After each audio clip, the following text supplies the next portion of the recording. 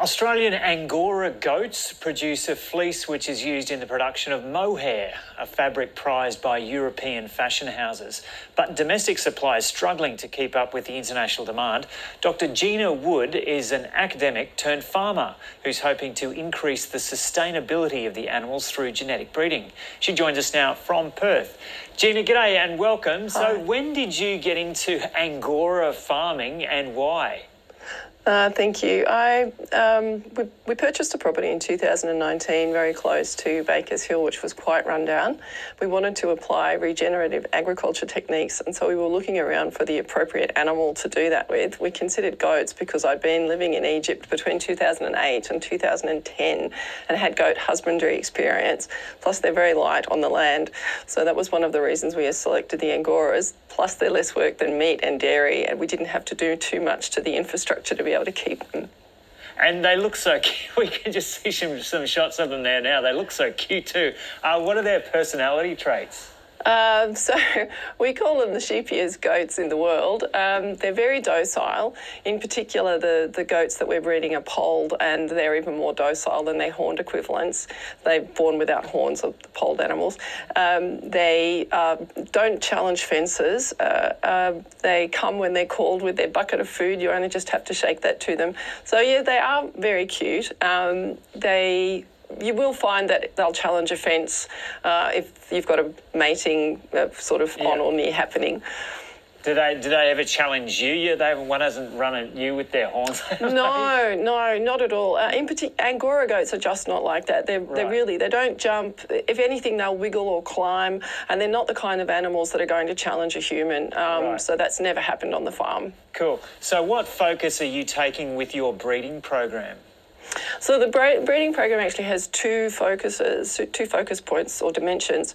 We want to improve fleece quality by focusing on high fibre density animals, and at the same time improve the robustness by having introduced the polled genetics.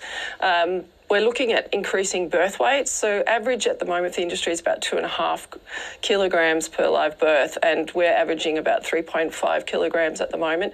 That stimulates the mothering instinct in the animal, so it increases your live kidding birth ratio, so that the kidding efficiency effectively. Those are the two dimensions on which we're focusing. Yep. And just explain, you've run through them very quickly as a scientist, and I haven't followed that well because I'm just a dumb presenter. but tell us how... I don't think there's any such thing as a dumb presenter. But tell us how you're encouraging greater birth weight. Is that through choosing animals that are bigger themselves at birth, or are you doing it through genetics? How are you doing it? So I do a lot of measurement taking on the farm. So every animal is measured from the time it's born. Right. With the first progeny drop, which was in 2022, I selected a large framed buck. And then all of the birth weights were taken, and I noted down, the other thing that we do is we look after their protein nutrition. Whether you're producing meat, you need protein. Whether you're producing fibre, you need protein. Keratin, that's a protein substance. So we make sure that prior to kidding, the animals are really well looked after in terms of nutrition. And then we select all of those animals that are above average will be the animals that then go into the breeding program for the following year. And we also select a buck that has had the highest birth weight in order to be able to increase that live birth weight for the following year's progeny. I hope that makes sense. Yeah, and is there any kind of selecting the right genes or anything like that in it, or is it mainly kind of using the size of the animal or the type of the animal with the best fleece?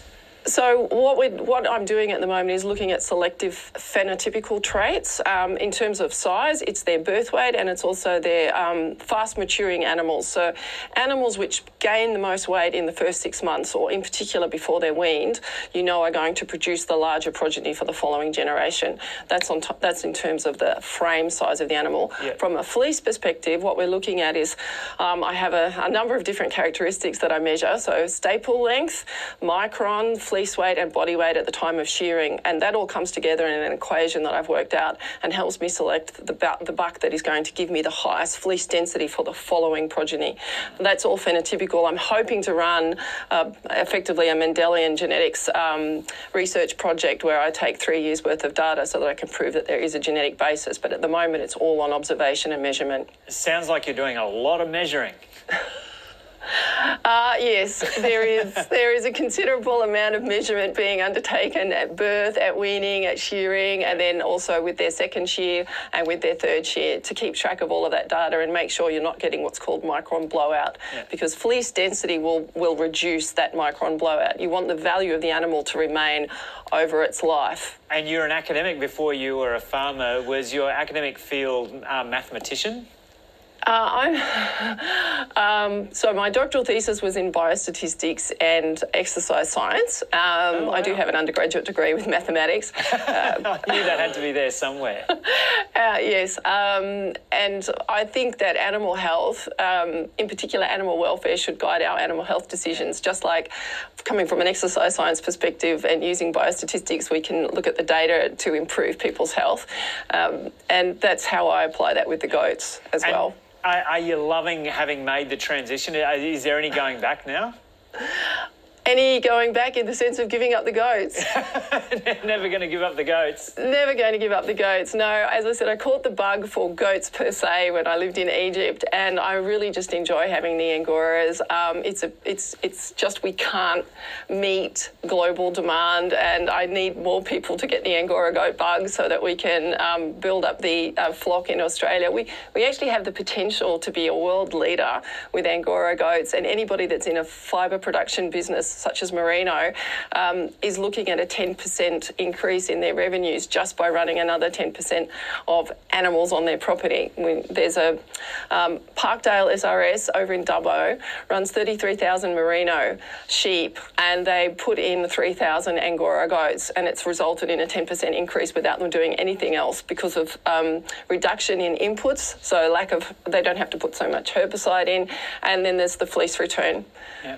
Well, I reckon you've effectively spread the bug a bit through this interview. So, Gina, thanks so much for having a chat to us, and never give up the goats. Thank you very much, Joe. Gina Appreciate Wood there the time. in Perth. Thank you. Now let's go to sports with Daniela.